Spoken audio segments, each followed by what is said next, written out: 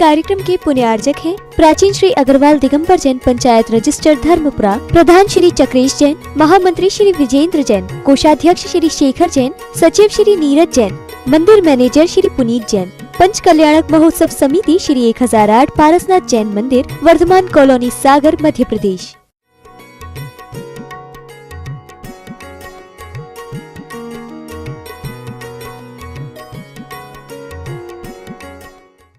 अवसर पाकर के देखिए एक और थोड़ा सा कि जो प्रभु स्तुति के लिए अच्छी सुरीली बांसुरी है लाए थे, बजा रहे थे, जिसकी आवाज सुनकर सब तन्मय हो जाते हैं, ऐसी सुरीली बांसुरी बांस बनकर के पीट सकती है किनको? जो प्रभु पथ पर चलने वालों। कभी कभार एक और होता है, साधु और एक श्रावक। साधु को क्या कहा? साधु को कहा गया है कि वो अपने आगम को सामने रखे, शास्त्र को सामने रखे, अपनी चर्या को तद्रूप चलता हुआ स्वाधीन वृत्ति को करे, पढ़े और चर्या करे। श्रावक क्या होते हैं कि कभी कभार वो चाहते हैं कि नहीं, ये काम हमारे अनुसार हो, और अगर नहीं होता है तो फिर क्या करते हैं बताओ? बोले कि नाना प्रकार के उपसर्ग परीक्षा उनके सामने आ जाते हैं। वही बात है कि वो बांसुरी भी बांस का बन करके पीटना चालू कर देती है। जो भक्ति के काम के लिए आई थी, भगवान के गुणगान में सहयोगी बनने आई थी, आज वो उसकी मन की नहीं हुई तो किसके काम में? पिटाई के काम में ले लिए। उदाहरण देख लो आप कई उदाहरण मिलेंगे ऐसे कि एक उनका ले लो, गज कुमार मुनि महाराज है, छोटे से महाराज है, कितने साल के हैं? उस समय 11-12 वर्ष की उम्र है ना? संसारी जन देखिए, उन्हें वैराग हो गया। एक शर्म वर्मा का नाम मिलता है ना, उसकी बिटिया का संबंध, वो राजकुमार जब थे और राजकुमार को देख करके उन्होंने सोचा कि चलो अच्छा है, सुंदर है, युवा है, और उन्होंने अपनी बिटिया का संबंध, शादी हुई नहीं थी, क्या किया था? संबंध ही किया था, पक्का किया था, सगाई जिसे कह दो। हाँ? और संबंध पक्का हुआ था किनका? गज कुमार से, उनका। लेकिन इधर पिता को वैराग हो गया तो बेटा कहता है, पिताजी ये बताओ। पिताजी ने कहा कि अब ये राज तुम्हें संभालो, मैं तो चला दीक्षा लेने। तो बेटा कहता है, ये बताओ तुम दीक्षा क्यों ले रहे हो? बोले संसार में सुख नहीं है, इस राजपाट में कहीं सुख नहीं है, अब मैं इस राजपाट से मुक्त होकर के मैं तो अपना आत्म कल्याण करना चाहते हैं। तो बेटा कहता है कि ये बताओ, जिस मार्ग में, जिस राज्य में तुम्हें सुख नहीं, तो मेरे ऊपर दुख क्यों पटक रहे हो? मेरे लिए दुख का भोज क्यों दे रहे हो? क्या मैं सुख नहीं चाहता? मैं सुखी नहीं होना चाहता? उन्होंने कहा तुम दीक्षा लो या ना लो, मैं तो पहले लूंगा।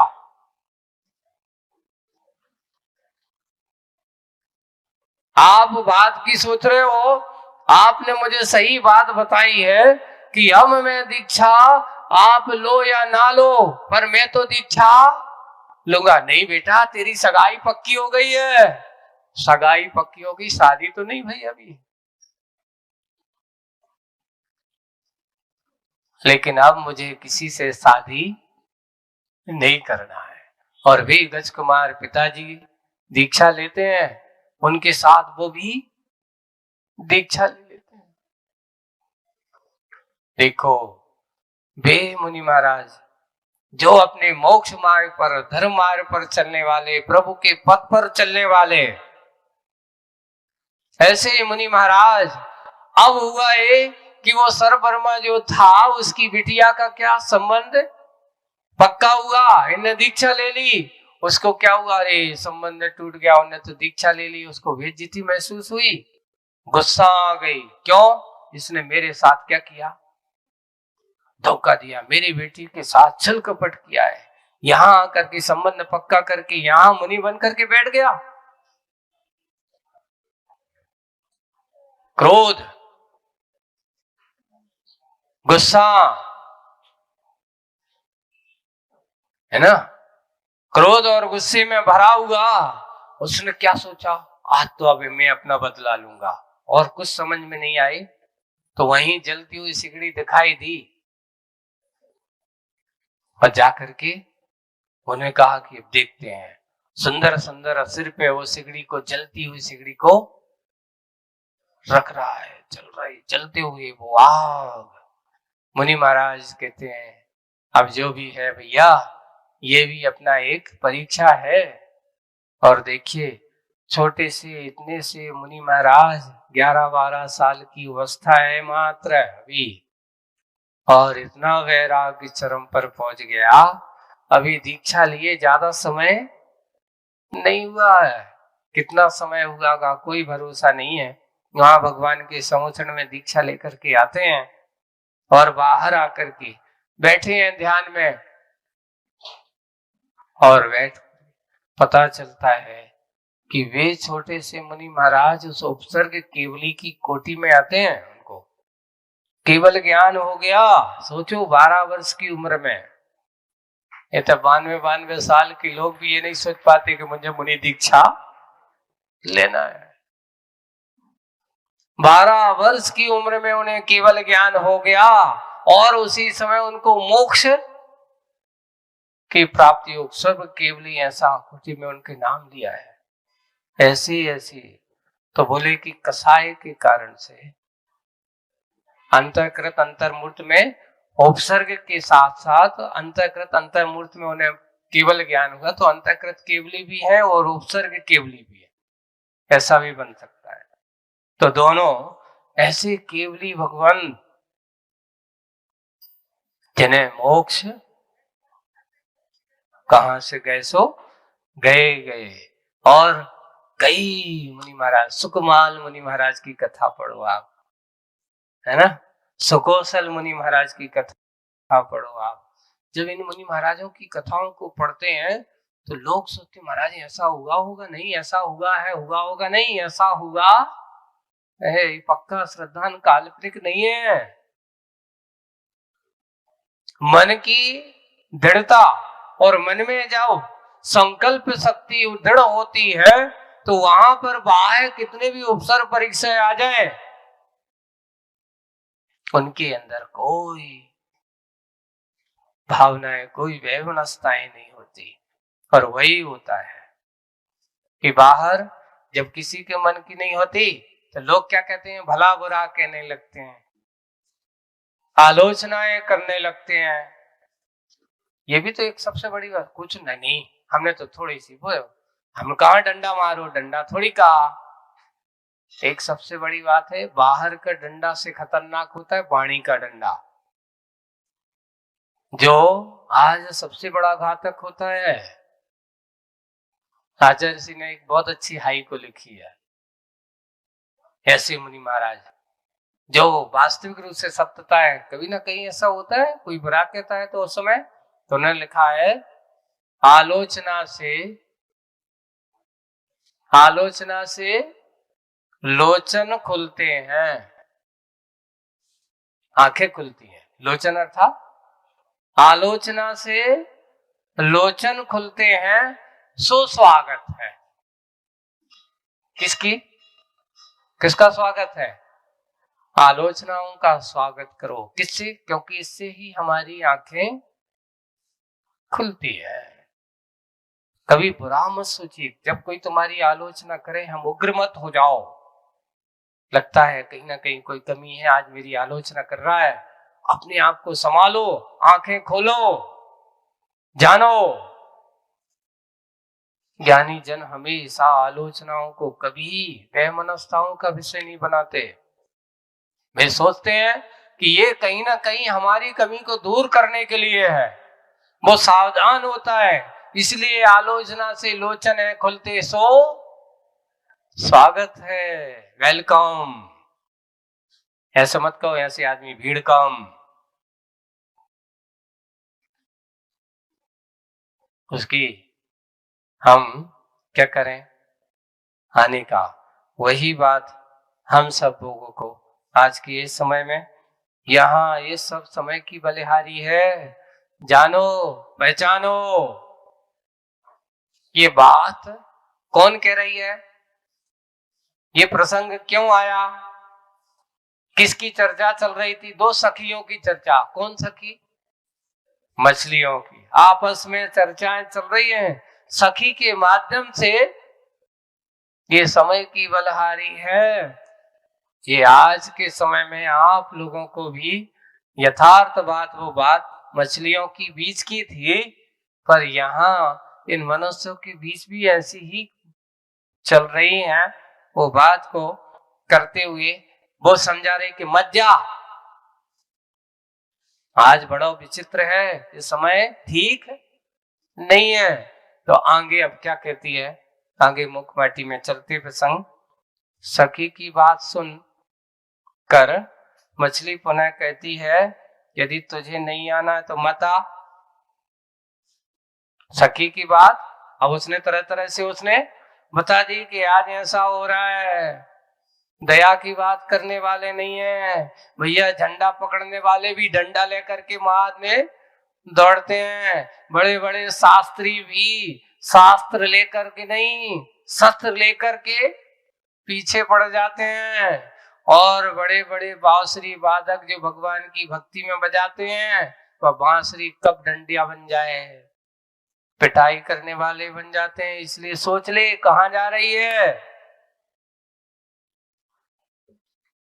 मछली ने, जो जाने वाली मछली, उसको ऐसा समझाया।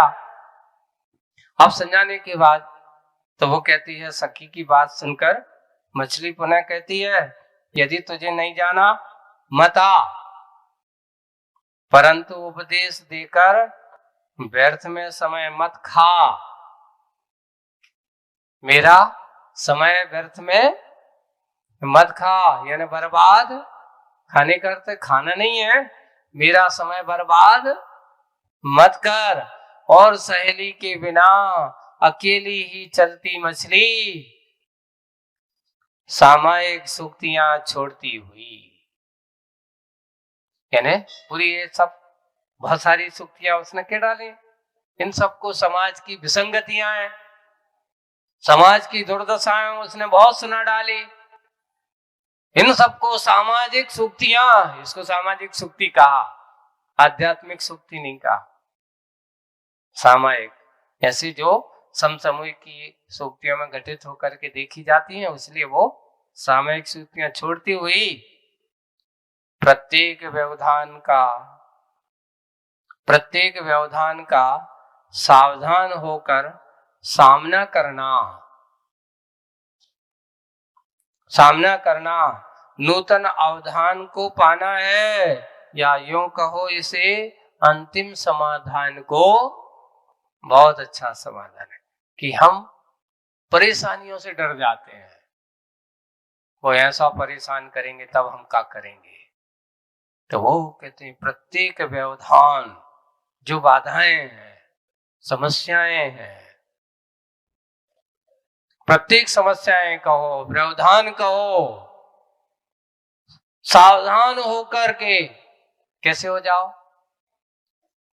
व्यवधान को सावधान होकर के सजग हो जाओ, डरो मत। क्या करेगा, क्या कहेगा, कौन क्या कहने वाला है। अरे काम करने वाला जो होता है वो सोचता है कि भाई अपन को काम करना है, अपना लक्ष्य को पाना है। तुम कहो कि दूसरों के कहवे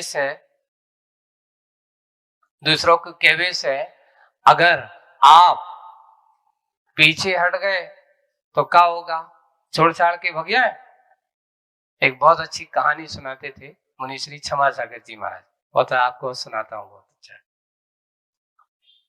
वो कहानी थी कि एक महाराज अच्छे संपन्न परिवार के बड़े, है ना, उन्हें बैराग हो गया। अब बैराग हो गया, बस अपने सब कुछ छोड़ छाड़ करके वन में आराम से बैठे हैं, ध्यान में लीन है। तभी क्या हुआ कि आहार के ध्यान करने के बाद थोड़ा सा क्या कर रहे हैं, एक सलाह है ना, सलाह पर विश्राम कर रहे हैं। और उन्होंने थोड़ा सा चला ऊपर नीचे ऊपर हो गए तो एक पत्थर लिया, एक पत्थर को सराने रख लिया। बहुत अच्छे सुनाते थे महाराज। और जब उनसे एक व्यक्ति गया, अब उसको मालूम था कि फलाने रही सेठ रहे हैं, अच्छे बड़े खानदान के हैं, अब महाराज बन गए। तो अब महाराज ने सोचा वहां जाकर के वो अपने आराम से थोड़े लेटे हैं, उस आदमी ने जाकर के देखा और देखते ही साथ गए, देखो महाराज तो बन गए लेकिन अभी भी तकिया की आदत नहीं गई, अभी भी तकिया चाहिए पड़ा था। रखो का है पत्थर, देख कर रहा वो तकिया देख रहा है। अब सोचो महाराज के कानों में वो बात पड़ गई, बात पड़ गई तो उसने सोचा सही तो बात है, जरूरत क्या है इसकी। उन्हें अच्छी लगी कि भाई वो भी ऐसा कह रहा है, उसकी बात सुन करके उनको और मन में अच्छे ही, कभी कभार कोई बुराई करता है तो बुराई में भी वो क्या कर लेते हैं, अच्छा ही ग्रहण कर लेते हैं। सही तो बात है, अच्छी तो है। उन्होंने पत्थर उठाया, एक तरफ रख दिया, बिना उसके हाथ लगाए और लेट गए। लौट के आओ, फिर देखा था कि अब उसने पत्थर अलग कर दिया है। देखो महाराज तो बन गए, इतनी सी बात कह दी सो बुरा लग गो। सोचो महाराज बन गए, हमने इतनी सी कह दी कि देखो अभी भी तकिया की आदत नहीं गई, तो उनको बुरा लगा, सो उठा के उन्हें अलग कर दो। महाराज कहते भैया संसार में कहीं अगर तुम समस्या का समाधान करने जाओगे तो और दूसरी समस्या, इसलिए समता रखो। इन और की समाधान, दुनिया के लोगों के मन के समाधान करना आज अपने बस की बात, अपनो समाधान ढूंढो, अपने आप को समाधान में रखो।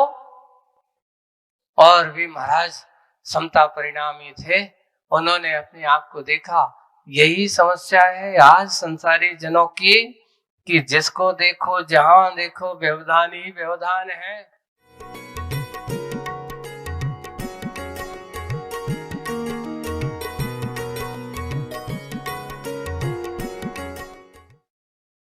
नियार्चक थे प्राचीन श्री अग्रवाल दिगंबर जैन पंचायत रजिस्टर धर्मपुरा, प्रधान श्री चक्रेश जैन, महामंत्री श्री विजेंद्र जैन, कोषाध्यक्ष श्री शेखर जैन, सचिव श्री नीरज जैन, मंदिर मैनेजर श्री पुनीत जैन, पंच कल्याणक महोत्सव समिति श्री 1008 पारसनाथ जैन मंदिर, वर्धमान कॉलोनी, सागर, मध्य प्रदेश।